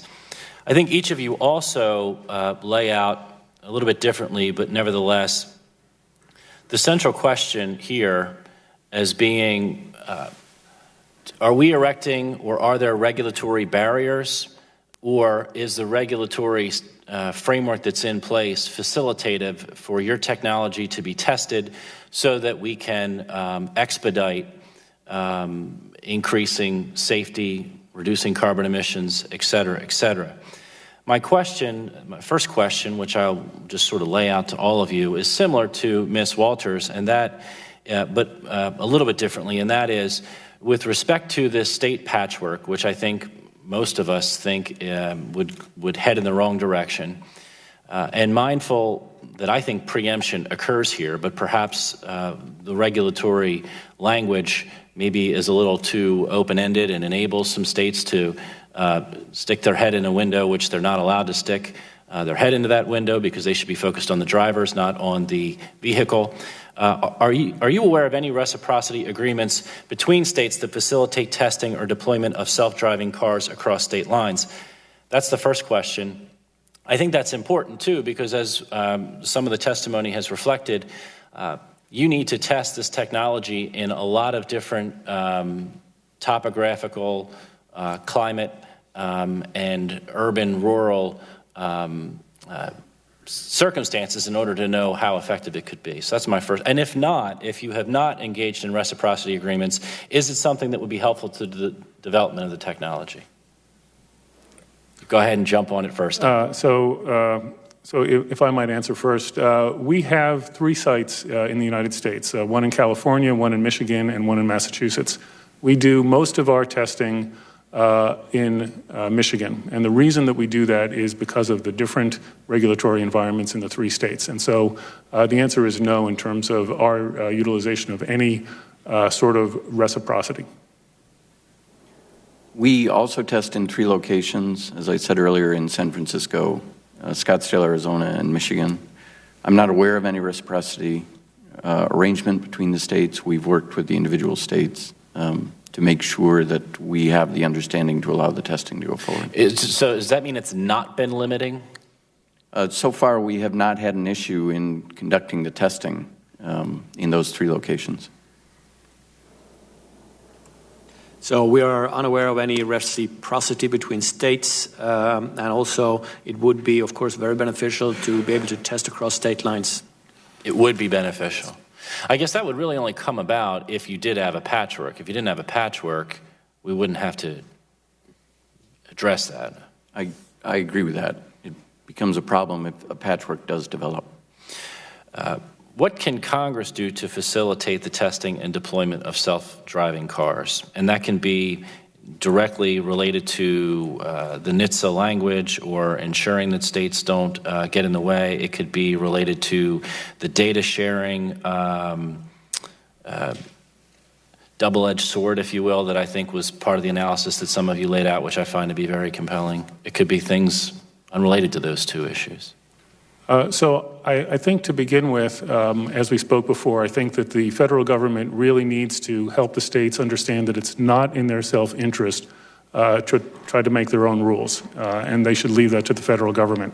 The second thing is that the NHTSA guidelines were put out as guidelines. They were not put out as rules to be fully accepted yet, and there still needs to be some work to improve those guidelines. And I think that we spoke before about particular areas that we feel could be improved. A lot of this has to do with understanding the difference between development and deployment. During development, it's important that there be a very low overhead, low red tape way of making changes.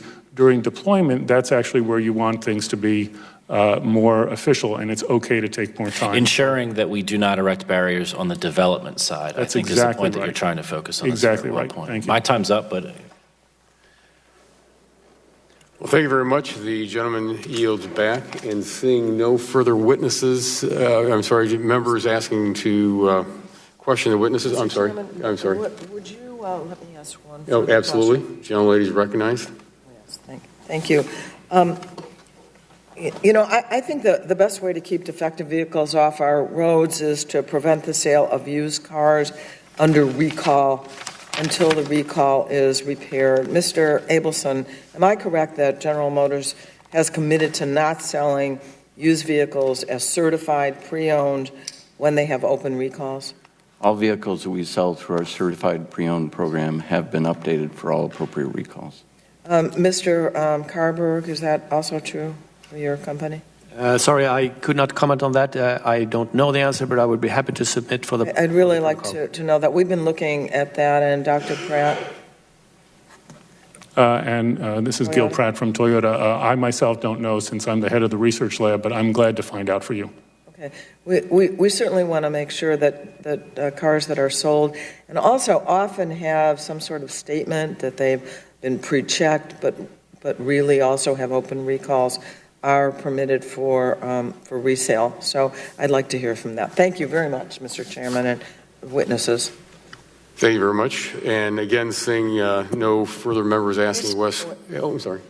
May I just ask unanimous consent to put comments from Ford Motor Company in the record of this hearing? Thank you very much. We'll submit that for the unanimous consent. Thank you. No objection.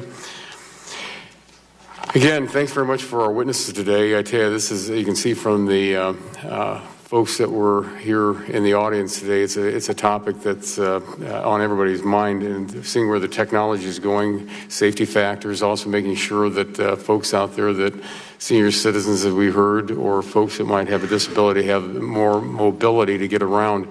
This is a topic that people are looking forward to, especially in the next few years, of seeing these vehicles on the road. And also, I would like to also submit the following letters for the record by unanimous consent. A letter from the National Association of Mutual Insurance Companies, a letter from the National Council on Disability, a letter from Ford Motor Company, a letter from Global Automakers, a letter from the Auto Care Association, a letter from EPIC, a letter from Competitive Carriers Association, a letter from Advocates for Highway Safety, and a letter from SAFE.